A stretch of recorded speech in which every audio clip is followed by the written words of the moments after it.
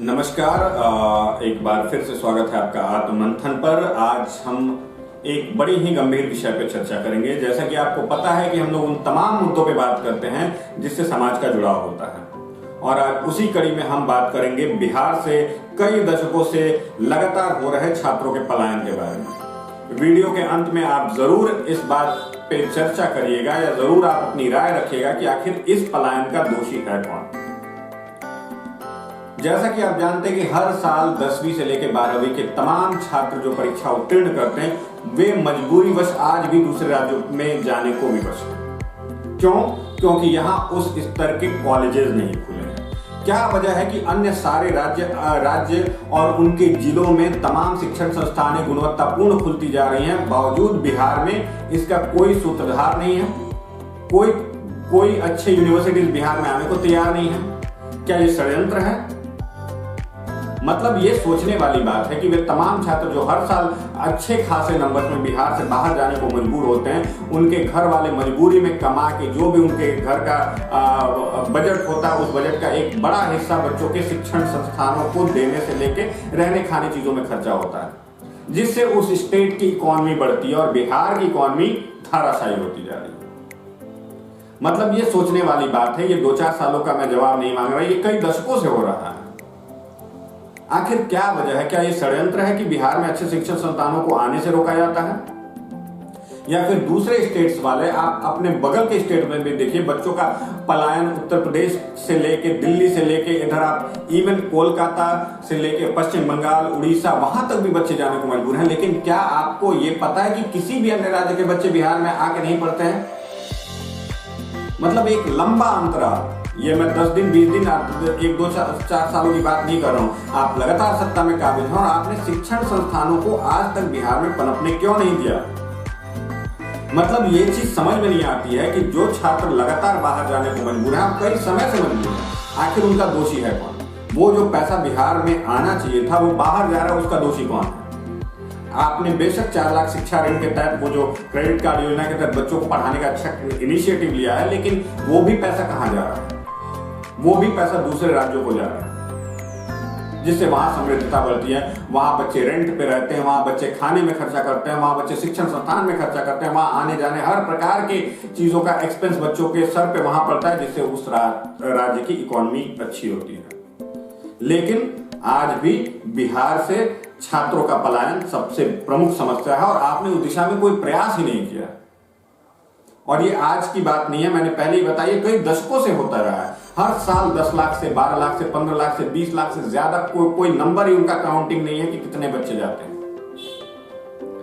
Even Bihar जैसे राज्यों में भी, मैं उड़ीसा की बात करूंगा, मध्य प्रदेश की बात करूंगा, झारखंड की बात करूंगा, पश्चिम बंगाल की बात करूंगा, वहां तक भी बिहार से छात्र जाने को मजबूर हैं। लेकिन क्या उन राज्यों के बच्चे बिहार आते हैं पढ़ने के लिए? मतलब क्या है ये और कब तक चलेगा ये? जिस वजह से शिक्षण संस्थानों के बाहर बिहार में नहीं होने की वजह से वैसे बहुत सारी छात्राएं भी बाहर जाने को मजबूर, बहुत सारी छात्राएं अच्छी शिक्षा नहीं पा पाती क्योंकि उनके परिवार उस स्तर के नहीं होते। क्योंकि बाहर भेजने के लिए शिक्षण संस्थानों को पेमेंट करने के अलावा वहां रहना खाना भी एक बड़ी समस्या होती है। वहां के सरकार अपने बच्चों को तमाम सुविधाएं देते हैं, स्कॉलरशिप से लेके बहुत सारी चीजें, लेकिन बिहार के बच्चे एलिजिबल होने के बावजूद भी बाहर जाने को मजबूर हैं। आप ये भी जानते हैं कि बिहार में बहुत सारी प्रतिभाएं हैं, बहुत सारे छात्र बहुत अच्छा नंबर लेके आते हैं और अच्छा करते हैं, लेकिन उनकी प्रतिभा दूसरे राज्यों में जाके नहीं करती, क्योंकि बिहार में आपने उस स्तर का कोई शिक्षण संस्थान खोलने ही नहीं दिया। मैं तो यही मानूंगा कि खोलने ही नहीं दिया, क्योंकि आप लगातार 2 दशक से सत्ता पे काबिज हैं। तो ये कहीं ना कहीं मंशा साफ है कि अगर आप चाहते तो खुल चुका रहता।